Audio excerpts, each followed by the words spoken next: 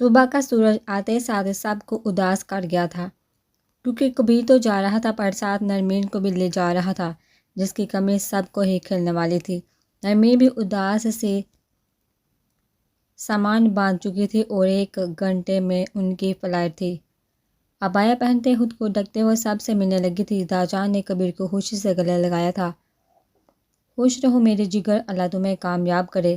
داجان نے مسکراتے اسے دعا دی تھی، جس پر وہ خوشی سے انہیں دیکھنے لگا اور پھر پلٹ کر نرمین کو دیکھا جو مسکراتی اسے دیکھتی آنکھیں جھپکتے اس سے خیر کا اشارہ دے گئی تھی۔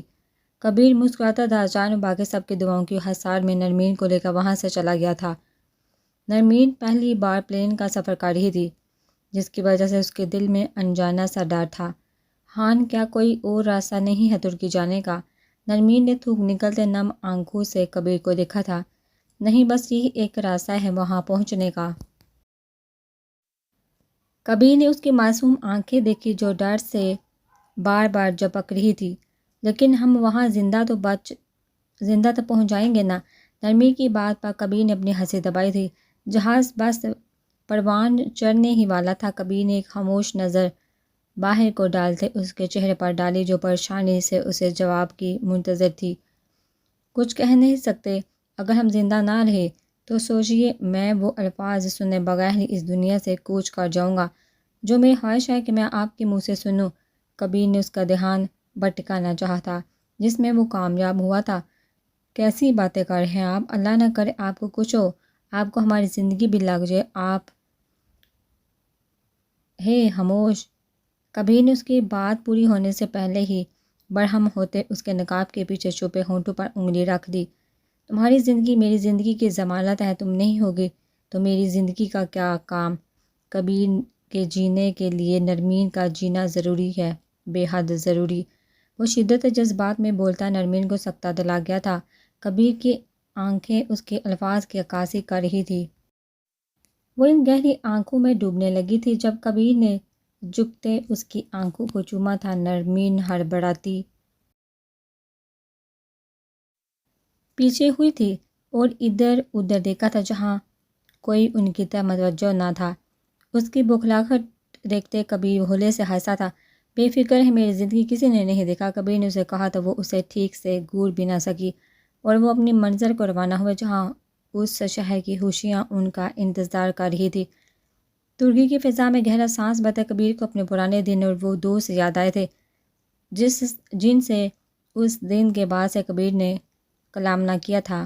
انہیں یاد کرتے کبیر نے سر جھٹکا تھا اور برابر میں کھڑی نرمین کو دیکھا جو باقی سب اردو کو دیکھ رہی تھی، جو تنگ لباس اور کم لباس میں گھوم رہی تھی۔ اور پھر اس نے ایک نظر اپنے آپ کو دیکھا جو وائٹ عبایا پہنے، اس پر وائٹ حجاب پہنے، جن سے صرف وہ خوبصورت آنکھیں نظر آ رہی تھی۔ خود کو ڈھکنا چھپانا اسے اپنے رب کا دیا ہوا تحفظ لگتا تھا جو وہ دل سے کرتی تھی۔ منہ بناتی وہ اب کبیر کو دیکھنے لگی جو کافی دیر سے اس کی آنکھوں کو لوگوں کو دیکھ کر شاکڈ ہونا، پھر ان آنکھوں میں اترتی ناگواری اور پھر خود کو رشک سے اپنے عبائے میں دیکھنا ملاحظہ کر رہا تھا۔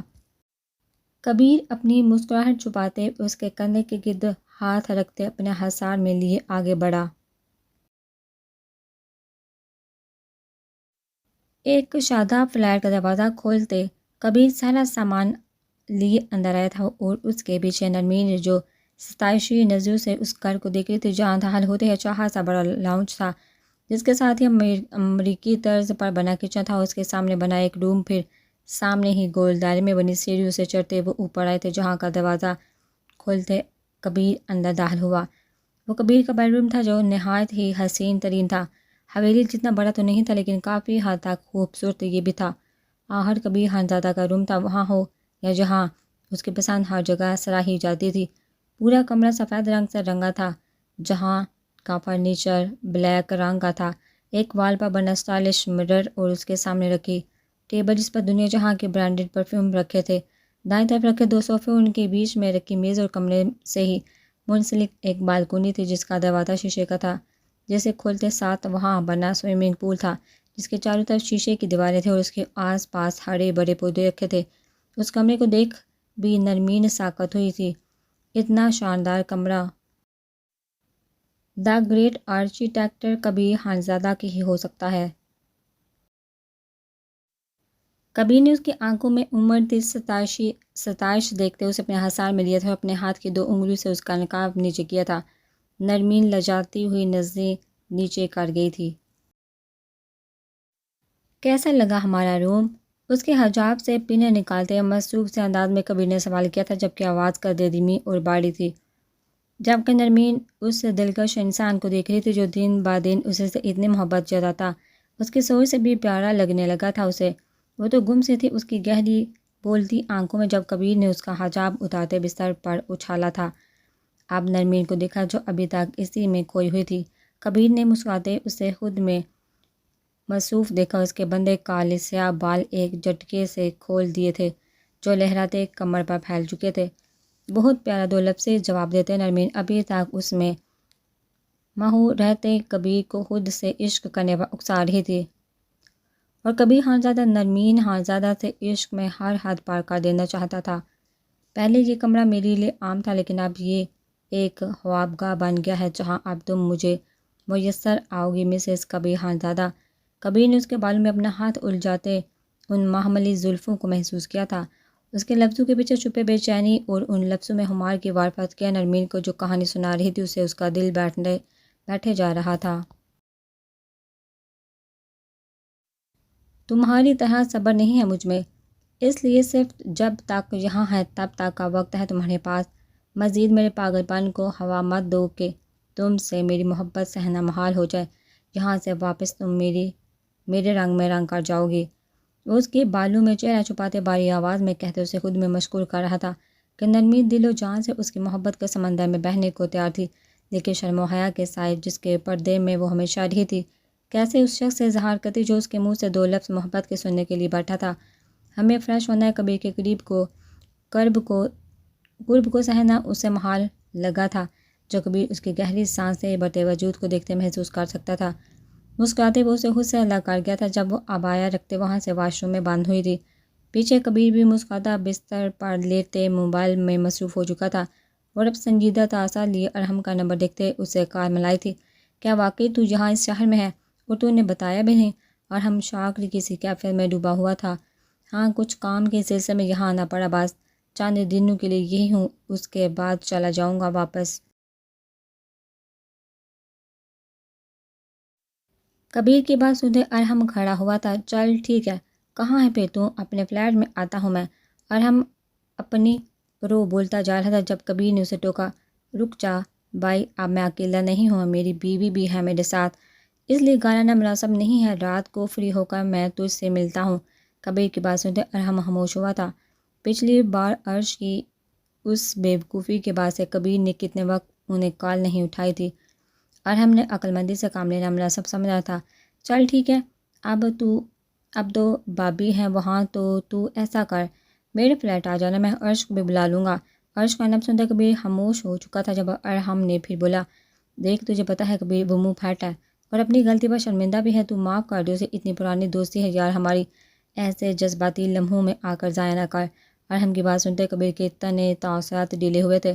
وہ اپنے ضعف کو بڑا کرنا اور قیمتی رشتوں کو ایک موقع دینا اس نے اپنی بیوی سے سیکھا تھا۔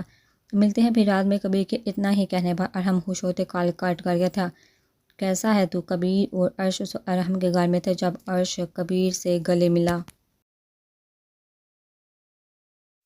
ٹھیک ہوں، تو کیسا ہے؟ کبیر کا چہرہ تو عام طور پر بھی سپاٹ رہتا تھا، اس لیے عرش اس کے تاثر سے اندازہ نہ لگا سکا کہ کبیر سے کیا کہے۔ جب کبیر نے اسے خود کا غور سے جائزہ لیتے دیکھا تو زور سے اس کے کندھے پر ہاتھ رکھا۔ میں تجھے کیا ایلین لگ رہا ہوں جو تو مجھے ایسے گھور رہا ہے؟ یا تو یہ سمجھ رہا ہے کہ پاکستان جانے کے بعد میری شکل بدل گئی ہے؟ کبیر نے مسکراتے ہوئے کہا تو ارحم اور عرش آنکھیں پھاڑے اسے دیکھنے لگے جو واقعی بدلا لگ رہا تھا۔ بدل تو گیا ہے بھائی، لیکن سمجھ نہیں آ رہا بدلا کیا ہے؟ عرش کے جواب اب باقاعدہ کبیر نے کہہ کر لگایا تھا، بس کر بھائی، کیوں ہمارا ہارٹ فیل کروانا چاہ رہا ہے؟ پہلے ہمیں یہ تو یقین کرنے دے کہ تو ہی کبیر ہے، تو اور ایسے ہنسے ہمیں مشکوک کر رہا ہے۔ ارحم نے عجیب نظر سے اسے دیکھا تو کبیر نے بتایا کہ کس طرح اس کی سوچ غلط تھی اور اپنی غلطی سے وقت سے پہلے اس نے سبق سیکھ لیا تھا، اور کس طرح اپنی بیوی کی محبت نے اسے اپنے گرد لپیٹ لیا اور اب وہ ساری زندگی اس میں گرفتار رہنا چاہتا ہے۔ ارحم اور عرش منہ کھولے اسے دیکھ رہے تھے، جیسے اس کے بدلے بدلے لب و لہجے کی وجہ انہیں سمجھ آ گئی تھی۔ مطلب بھائی کو محبت ہو گئی ہے؟ ارحم نے اس کے کندھے پر ہاتھ رکھتے کہا تو کبیر نے اپنا سر قدرے جھکاتے داد وصول کی۔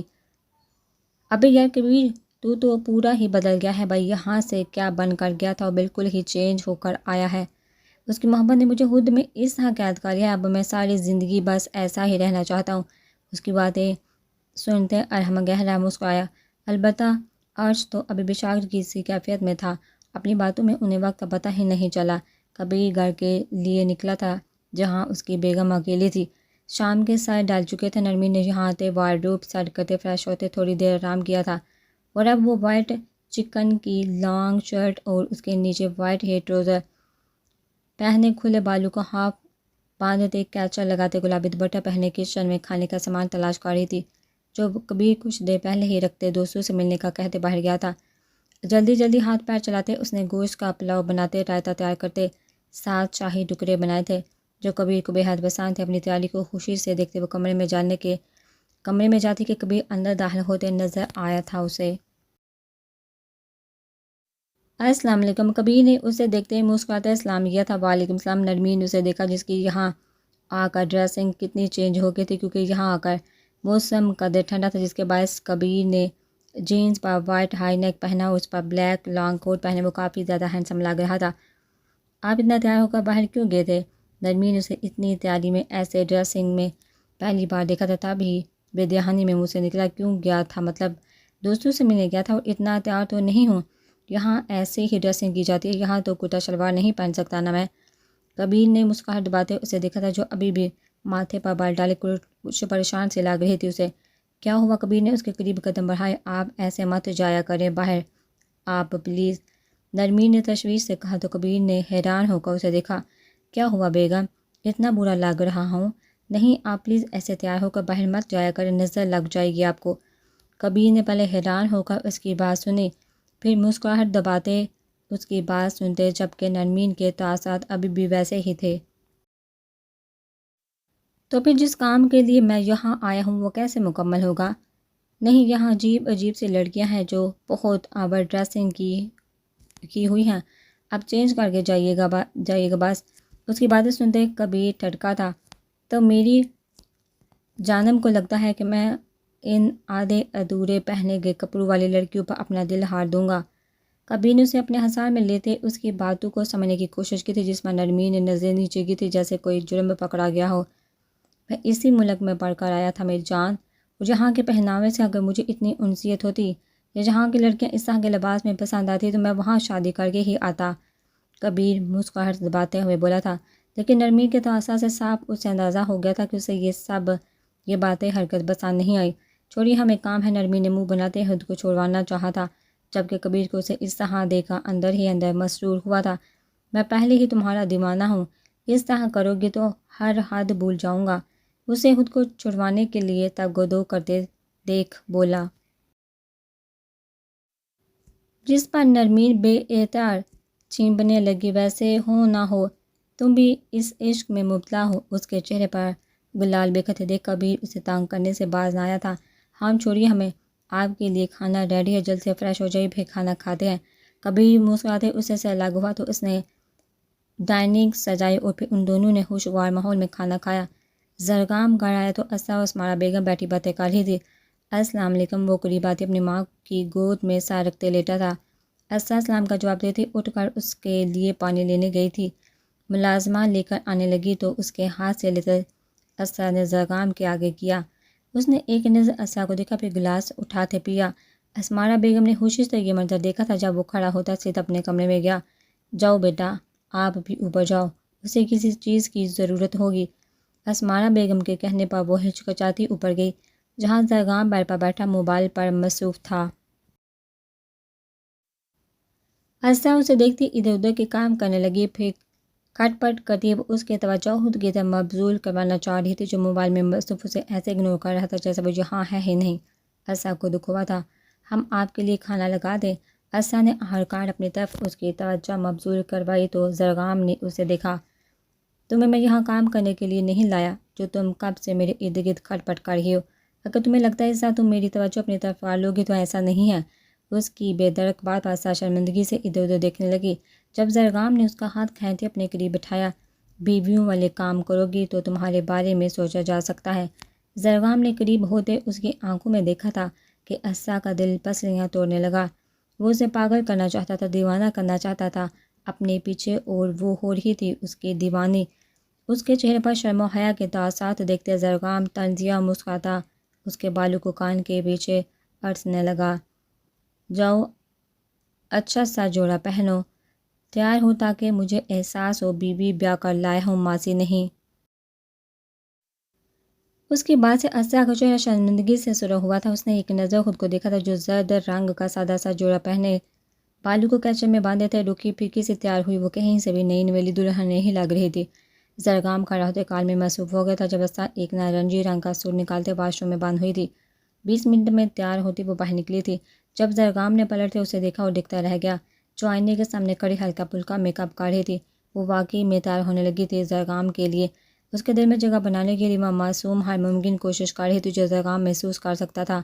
اس کے پیچھے کھڑے ہوتے زرگام نے نظر بڑھ کر اسے دیکھا تھا کہ عصا کے ہاتھ اس کے نزو کی تپش سے کپ کپائے تھے۔ اس کی ضرورت نہیں ہے، رکھ دو اسے۔ زرگام نے اسے لپسٹک لگاتے دیکھا تو منع کیا، وہ سادگی میں ہی اتنی پیاری تھی۔ یہ مصنوعی چیزیں مت لگانا آئندہ، مجھے نہیں پسند۔